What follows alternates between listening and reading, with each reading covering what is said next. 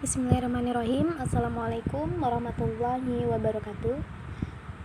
Di pertemuan kali ini kita akan membahas tentang menelaah buku guru, buku siswa, silabus, dan RPP untuk kelas 4 sampai kelas 6 atau kelas tinggi, kurikulum 2013, dan kurikulum darurat.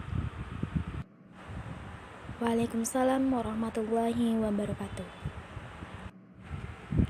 Untuk yang pertama, pengertian buku guru itu sendiri yaitu menurut Kementerian Pendidikan dan Kebudayaan Republik Indonesia, buku guru adalah panduan bagi guru dalam melaksanakan pembelajaran. Buku guru berisi langkah-langkah pembelajaran yang didesain menggunakan pendekatan saintifik sesuai dengan tuntutan kurikulum 2013.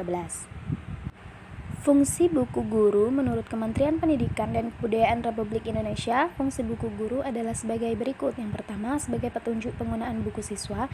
Yang kedua, sebagai acuan kegiatan pembelajaran di kelas. Yang ketiga, penjelasan tentang metode dan pendekatan pembelajaran yang digunakan dalam proses pembelajaran. Buku guru kelas 4 SD kurikulum 2013 revisi terbaru, yaitu tema 1, indahnya kebersamaan, tema 2, berhemat energi, tema 3, peduli makhluk hidup, tema 4, berbagai pekerjaan, tema 5, pahlawanku. Nah, untuk semester 2, tema 6, cita-citaku, tema 7, indahnya keberagaman di negeriku, tema 8, daerah tempat tinggalku, tema 9, kayanya negeriku. Untuk buku guru kelas 5, kurikulum 2013 revisi terbaru semester 1, yaitu tema 1, organ gerak hewan dan manusia, tema 2, udara bersih bagi kesehatan, tema 3, makanan sehat, tema 4, sehat itu penting, tema 5, ekosistem. Untuk semester 2, tema 6, panas dan perpindahannya, tema 7, peristiwa dalam kehidupan, tema 8, lingkungan sahabat kita, tema 9, benda-benda di sekitar kita. Untuk buku guru kelas 6 SD, kurikulum 2013, revisi terbaru, semester 1, tema 1, selamatkan makhluk hidup, tema 2, persatuan dalam perbedaan, tema 3, tokoh dan penemuan, tema 4, globalisasi, tema 5, wirausaha, dan untuk semester 2, tema 6, menuju masyarakat sejahtera, tema 7, kepemimpinan, tema 8, bumiku, tema 9, menjelajah angkasa luar. Selanjutnya kita akan membahas tentang buku siswa. Buku siswa sendiri itu merupakan buku sumber belajar bagi siswa atau peserta didik. Nah, pada setiap bab dilengkapi dengan peta konsep, pengantar, bagian kegiatan siswa baik eksperimen maupun non-eksperimen atau diskusi, latihan soal, rangkuman, evaluasi, dan tugas bagi peserta didik. Fungsi dan tujuan buku siswa. Yang pertama, buku siswa ini digunakan sebagai panduan aktivitas dalam pembelajaran sehingga mempermudah siswa dalam menguasai dan mengikuti suatu kompetensi. Buku siswa ini bertujuan agar siswa lebih aktif baik dalam mengamati, bertanya, mencoba, menalar, dan berdiskusi serta meningkatkan kemampuan baik dengan temannya ataupun dengan guru.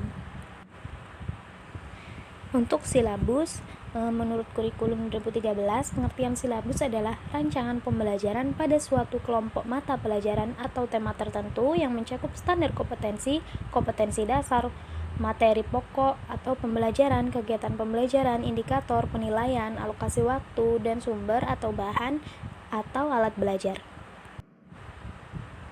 Fungsi silabus itu sendiri yaitu sebagai pedoman untuk merencanakan pengelolaan kegiatan pembelajaran lebih lanjut, yaitu dalam penyusunan RPP, pengelolaan kegiatan pembelajaran, penyediaan sumber belajar, dan pengembangan sistem penilaian, sebagai ukuran dalam melakukan penelitian keberhasilan suatu program pembelajaran.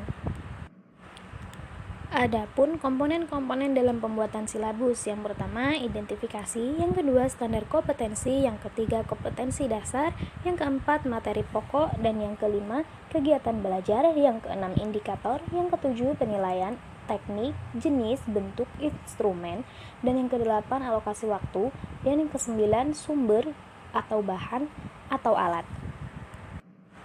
Selanjutnya kita akan membahas tentang RPP. RPP itu sendiri dalam Permendikbud nomor 65 tahun 2013 tentang standar proses disebutkan rencana pelaksanaan pembelajaran atau RPP adalah rencana kegiatan pembelajaran tatap muka untuk satu pertemuan atau lebih.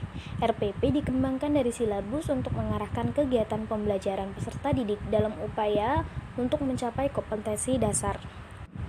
Adapun komponen-komponen dalam pembuatan RPP, yang pertama identitas sekolah, yaitu nama satuan pendidikan, yang kedua identitas mata pelajaran atau tema, yang ketiga kelas atau semester, yang keempat materi pokok, yang kelima alokasi waktu ditentukan sesuai dengan keperluan untuk pencapaian KD dan beban belajar, yang keenam kompetensi inti atau KI merupakan gambaran secara kategorial mengenai aspek sikap, pengetahuan, dan keterampilan yang harus dipelajari siswa sekolah, kelas, dan mata pelajaran. Yang ketujuh, kompetensi dasar dan indikator pencapaian kompetensi. Yang kedelapan, tujuan pembelajaran yang dirumuskan berdasarkan KD. Yang kesembilan, materi pembelajaran adalah rincian dari materi pokok yang memuat fakta, konsep, dan prinsip. Yang kesepuluh, metode pembelajaran merupakan rincian dari kegiatan pembelajaran. Yang 11, media, alat, dan sumber pembelajaran. Dan yang terakhir adalah langkah-langkah kegiatan pembelajaran. Baiklah, itu saja materi untuk hari ini. Semoga kita dapat bertemu di minggu depan. Dan saya akhiri, wassalamualaikum warahmatullahi wabarakatuh. Baiklah Bu, terima kasih atas materinya hari ini. Wassalamualaikum warahmatullahi wabarakatuh.